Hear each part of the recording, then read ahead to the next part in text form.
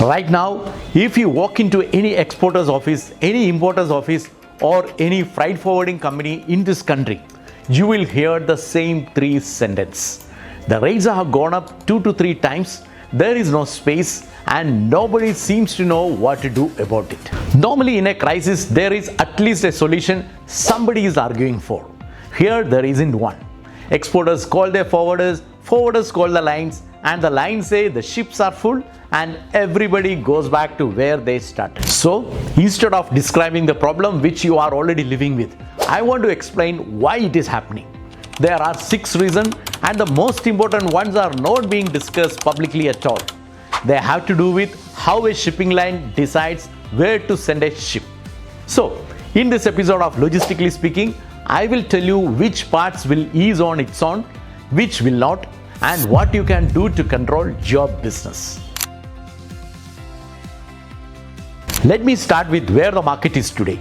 𝗶𝘂 to the US is now running at around $8,000 for a 40-footer container, and 𝗶𝘂 to Europe is around $5,000, and the market expects both to go higher and not lower because more surcharges are already being announced for the next coming month. In the first 2 weeks of July alone, India to Genoa went up 54% and India to US went up by 43%. 𝗶𝗶𝗶, a voyage of just few days, averaged $734 in the last year and has crossed 6,000 in April. But the rate is not the real problem. Service to the US East Coast and to Europe are sold out till late August, and booking requests are running at more than double the normal levels. And at 𝗶𝘂 and Mundra, rollovers on some services have reached 2,000 to 3,000 containers per sailing. That is not a delay. That is an entire sailing worth of cargo left standing on the ground. So you can pay $8,000 and your cargo still may not sail. Now let me explain how we reached here. Let me talk about war back quickly because a great deal has already been said about it, and it is the least interesting part of the story. The Iran conflict began at the end of February. The Strait of Hormuz has been effectively closed to normal commercial traffic since then, and the war risk insurance that used to be costing around 1/4% of a vessel's value is now being quoted between 3 and 10%. For Indian trade, the war did 3 things. It added cost through war risk and emergency fuel surcharges. It added distance because Gulf cargo now goes the long way around, and it pushed transshipment that used to happen in the Gulf onto Indian ports. So our yards filled up with somebody else's boxes and our own export containers wait longer. Now let me explain the part nobody is telling you. India did not lose capacity to the war. India had capacity taken away from it deliberately by decision taken by the carriers. MSC suspended its Indus Express service. ONE ran its wind services exactly once in the entire month of June, and when it stopped, COSCO and HMM lost their slot right on it as well. So between these 2 decisions alone, capacity between South Asia and the US was cut down by around 14% in 2 months. On the India to Europe trade, of 248 scheduled sailings between the 1st of March and the 8th of July, 51 simply did not happen. Capacity on paper was 1.5 million containers, but in reality it was only 1.3 million. And what remained fell apart. ONE's India-Europe loop operated 11 voyages out of 19 with an on-time arrival performance of 27%. A weekly service quietly became a 10-day service, so when your container gets rolled over, you are not waiting 7 days. You are actually waiting 14 or 21 days. On the import from China to India, which is the biggest trade for Indian imports, the delays and blank sailing started with a typhoon in Shanghai region. The delays and the blank sailing became acute with a vessel deployed in the trade also being diverted from this trade by the carriers. Now, why would any shipping line walk away from a market which is paying record rate with a huge demand in place? That brings me to the reason that explains everything.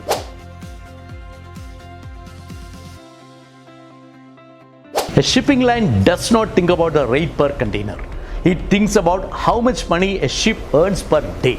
The vessel costs the same wherever it sails, So the only question that matters is how much cash it collects in an year. Take an India to North Europe service. With the Red Sea unusable and vessels going around the Cape, a full round voyage takes around 80 days. And Asia to United States West Coast service complete the round trip in about 5 weeks. So the same ship can do roughly 2.5 times more voyages in a year on the Pacific than they can do India-Europe. Now put the rate next to that. Shanghai to New York have been quoting around $7,600 and 𝗶 to New York, even after all these increases, was under 6,000 for most of last month. So India was paying less per box and tying the ship up to more than twice as long. For an India service to be worth the same money to the ship owner, our rate would need to be well over twice the China rate. But it has been below it. And it does not stop there. Indian export cargo is heavier and lower in value, which is precisely why Maersk has introduced a $2,000 penalty on boxes over 22 tons out of 𝗶, Mundra, 𝗶 and Hazira. And add to that, our port productivity is lower, our volume per call is smaller, and we need more port call to fill the same ship. So when a line withdraws a service from India, it is not punishing us. It is doing exactly what its shareholders want it to do. In the last fortnight, the industry took delivery of a 24,000 TEU container vessel and a 16,000 container vessel and several others. And every one went to Asia-Europe, Trans-Pacific or Transatlantic service. Not a single one came to India.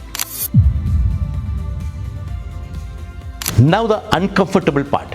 When a Japanese carrier redraws its network, it cannot abandon Japan. When a French carrier redraws its network, it cannot abandon Europe. And when the Chinese carrier redraws its network, it will not abandon China. Every major container line in the world have a home country whose exporters it is commercially and politically obliged to serve, even in a bad year. Unfortunately, India has no such line. We own between 1 and 2% of the world's shipping tonnage, and not one of the top 10 container carriers is Indian.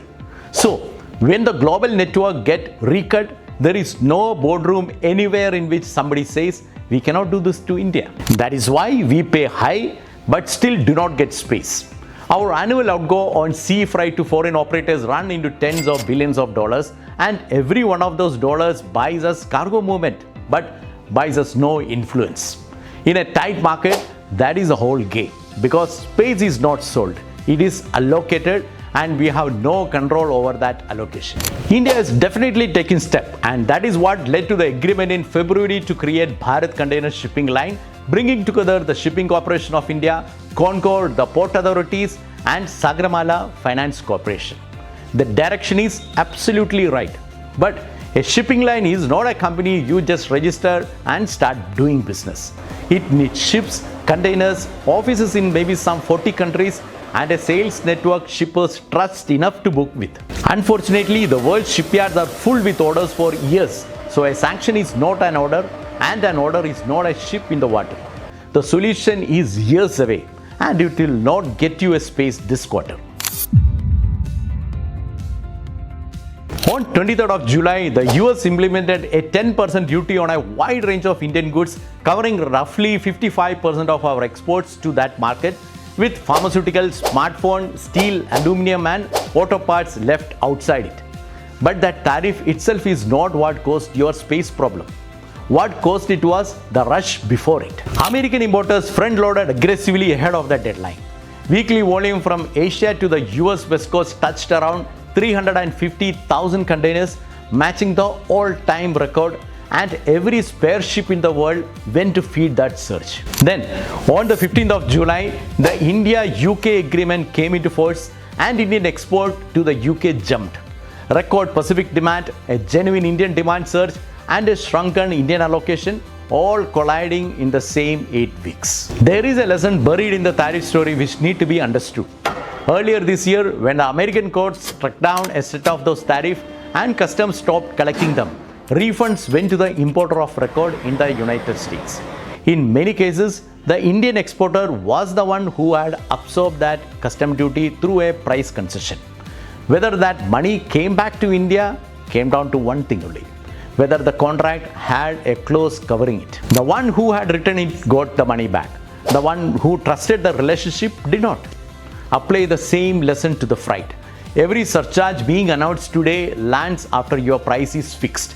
If your contract does not say the who carries the surcharges announced between the order and the shipment, you carry it. Fix that clauses now, not after the next announcement. Vessel waiting time at 𝗶𝗶 went from 18 hours in 1 week to 26 hours in the next week, partly due to transshipment we absorb from the Gulf and partly from our own throughput. Every hour a ship waits at an Indian port is an hour it is not earning, and that goes straight into the calculation that decide whether the service is coming back next year. And because our cargo is heavy and low in value, we are the trade where overweight penalties, cancellation penalties and congestion surcharges get tested first. One carrier has tripled its cancellation penalty to $300 a box, which moves the risk of a rolled booking from the carrier to you in a market where the carrier is the one who is doing this rolling. There are cases where some carriers charge surcharges from $1,000 to $3,000 for shipments which is delivered even 3 months ago also, for profiteering focus of the carrier, which is forcefully pushed to Indian forwarders or Indian trade. If you are an exporter, your real exposure is not the freight bill. It is also the delivery date you have already committed to your buyer. Every surcharge lands after you have priced the order, and a 10% American duty on top remove your margin. Exporters of tile, stone, rice and other low value heavy cargo are already suspending booking because the arithmetic no longer work at any rate. If you are an importer, you are paying a congestion surcharge for congestion you did not cause, and your raw material is arriving late into production lines planned on a weekly service and which is running now into 10 days or even 21 days. If you are a forwarder or a consolidator, your allocation agreements are worth nothing this month. Lines are not rolling cargo. They are cancelling bookings outright and very often raising the rate after you have already accepted the cargo and taken the booking. Your credibility is being spent on a decision you had no part in. And if you simply buy things, higher freight and higher energy costs feed into the price of almost everything imported and everything that is manufactured. So, is there a solution? In the immediate term, honestly, there is no solution but only managing this crisis. Book 4 to 6 weeks ahead and treat that as your new normal. Move important cargo from spot to contract allocation even at a premium, because that premium is buying space certainty. Spread booking across more than one carrier and more than one gateway, because our ports are not equally congested in the same week. And for smaller volume, consolidate, because a part container on an LCL consolidator's committed allocation often sails when a full container chasing spot space does not. One more thing, and it is the cheapest protection available to you. Be extremely careful with the delivery timelines you commit to your buyer. Almost every emergency freight cost in this market is self-inflicted, created when a shipment that could have moved 4 weeks ago has to move this week because of a date somebody agreed without checking the sailing schedule. Negotiate the timeline before you negotiate the freight and build 3 to 4 weeks of buffer into the contract. That one discipline will save you more this year than any rate negotiation. Now, some light at the end of the tunnel. 𝗶𝗶 is expected to reinstate Indus Express from late August. Extra loaders are being deployed and global spot rates have started falling as the American front loading rush cools. The acute phase may ease through September and October, though the structural problem will not. Trade bodies and the government are pushing for direct vessel calls, transparency in freight and scheduled reliability. But none of this is enforceable because we are asking foreign companies to be kind to us. Which is why I keep coming back to the simple idea. Move in India. Not as a slogan, not as a protectionism, but as a capability. Indian shipping capacity that gives us a floor when the world walk away. Indian transshipment at 𝗶𝗶 and 𝗴𝗶 instead of feeding Colombo, Singapore and 𝗶𝗶. Indian forwarders and LCL consolidators large enough to aggregate volume, expand globally and carry your cargo on priority. That is what would give wings to Indian trade. This crisis is a lesson for us. India did everything right. We signed the agreements, we grew the export, we won the market access. And then a carrier somewhere decided a voyage to India is not worth its time. and it all stopped. Trade policy opened the door. Shipping capacity decide whether you can walk through it. Until we want some of that capacity, somebody else will keep deciding for us. Thank you for watching till the end. If this was useful to you, share it with someone in your trade who is fighting for space this week. I will see you in the next week. Thank you.